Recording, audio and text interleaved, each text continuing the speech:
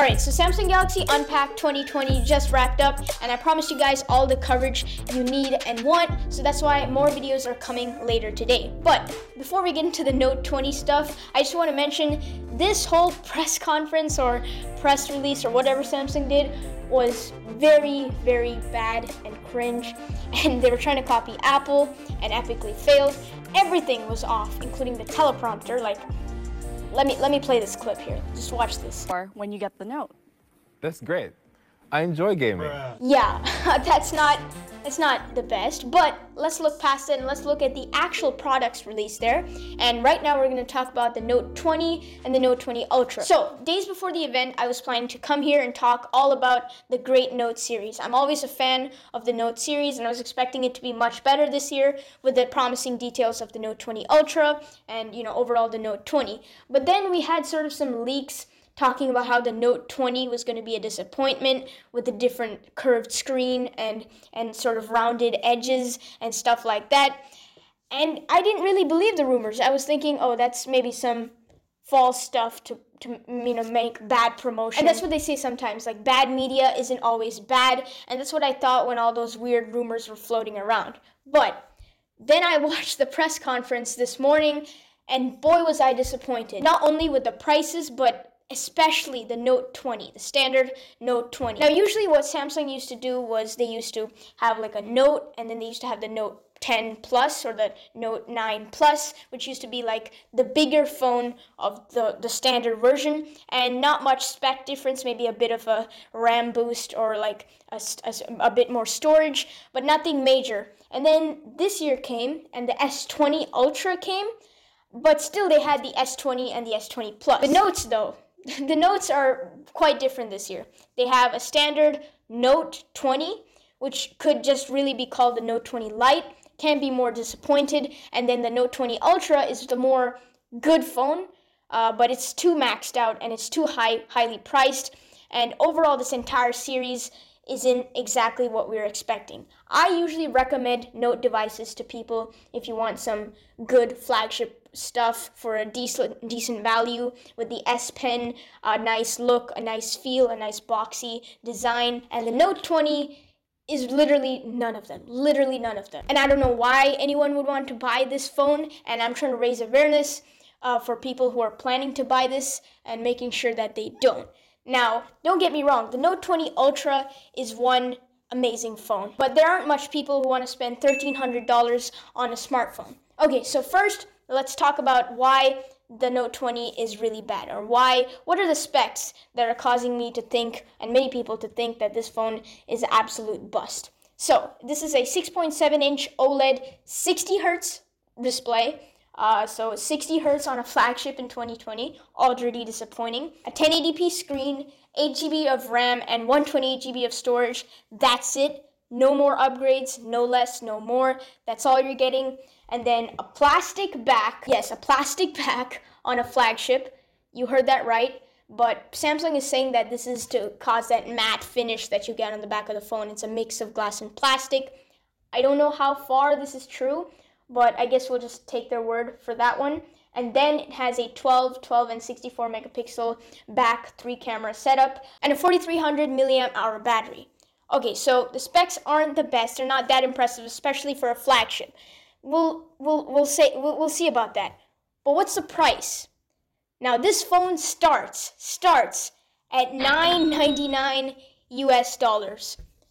That's a lot of money. Now, all this and one more thing, and this one thing may only apply to me, but it's a big thing for me and some other people who sort of agree with me, and that is the boxy design of the Note series. You buy a Note for its design and look, and of course the Note Pen or the S Pen. This phone completely ruins that. It literally looks like the Galaxy A51, which was a $500 mid-range phone with 5G. That's very different than what Note is supposed to look. Now, the Note 20 Ultra, if you look at it, that's a Note. That's how you expect a Note series phone to look. And this phone is overall disappointing. The curves on the sides, the curve screen, everything is non-boxy and non-Note-like, and that's why I hate this phone so much, and that's why I think it's a disappointment that no one should buy. Now, let's talk about it in a way that you're a consumer and you want to buy something like this. So I know people who are waiting for this phone, the standard Note 20, and right now they might be really disappointed and don't know where to look, and they need a phone as soon as possible. Here are your alternatives. Number one, like I mentioned, is the OnePlus 8 Pro. This packs a much better screen, much better internal specs. It has that nice matte finish, similar to this, a bit different though. Decent, actually pretty good cameras on the back. Overall, well-rounded phone from OnePlus. Comes in at $899 US. That's one option for you. Also, say you were only looking for the Note 20 and you realize that budget phones have what the Note 20 has. Like literally, the Nord has a plastic back and basically everything that this phone has. In fact, a 90 hertz display, which is even better. Go with the Nord if it's available in your region, or maybe the Pixel 4a or Pixel 4a 5G. Those are some other good budget options you can go instead of this disappointment. Also, you could go for maybe a Pixel 5 when it comes out, or any future flagships, or if you're looking for a Note phone with the S Pen, similar to the Note 20 Ultra, but you want that lower price, go for the Note 10. The Note 10 was one of my favorite phones of all time, from that color-changing finish to basically all the stuff and features covered in that phone.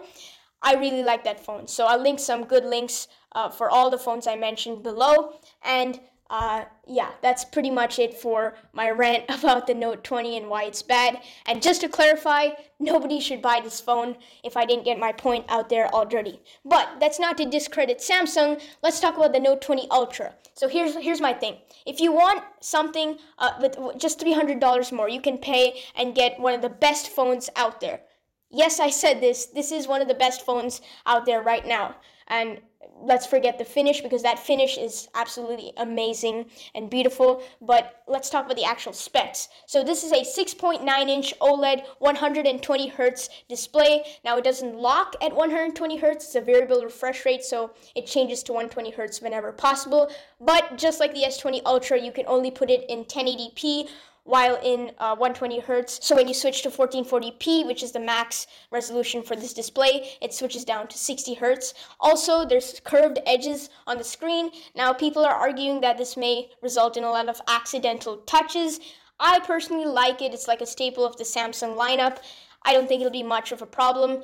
Again, good parts and good looking screen. Mentioning the screen, it's a boxed out screen like we expect from the Note series, an overall boxed look. Also, this comes with 12 GB of RAM standard and 512 GB of internal storage. Again, that's what we expect from this powerhouse of a phone that Samsung releases every year. Also, the latency this year, this is something that changed for both phones, but more so ever for the Note 20 Ultra. The latency has moved from 42 milliseconds to 9 milliseconds, and that's basically the response time it takes from when you touch the screen to when it draws on the screen. And this is this now comes into Apple Pencil territory. It's going to be really smooth and nice. But here's the thing, the regular Note 20's latency is 26 milliseconds, which is still half of the 42 from previous years, but that is much slower than the Note 20 Ultra, which has the 9 millisecond response time. Another reason proving that the Note 20 is sort of a throwaway phone for $1,000. But let's move on to the cameras for the Note 20 Ultra. This has a similar setup to the S20 Ultra from last year with that 108 megapixel setup. This also has laser autofocus this year, but they removed the 100 times zoom, which was literally printed on the back of the S20 Ultra.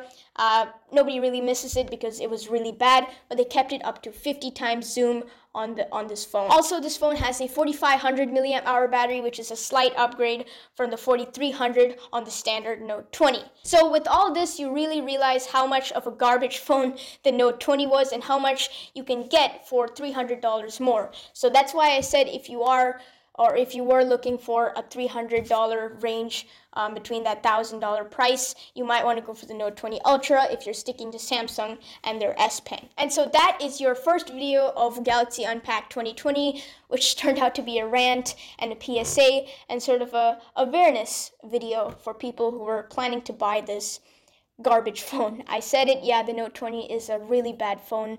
Nobody should buy. Hopefully, I'm looking forward to a comeback next year with the Note 21 series. I'm going to stay liking the Note series, but I definitely won't recommend it this year unless the Note 20 Ultra is of the person's interest. Anyways, if you have any questions or concerns, please comment down below. I'll reply to almost all of them. Thank you for watching. Wear your masks, stay safe, and I'll catch you in the next Unpacked video.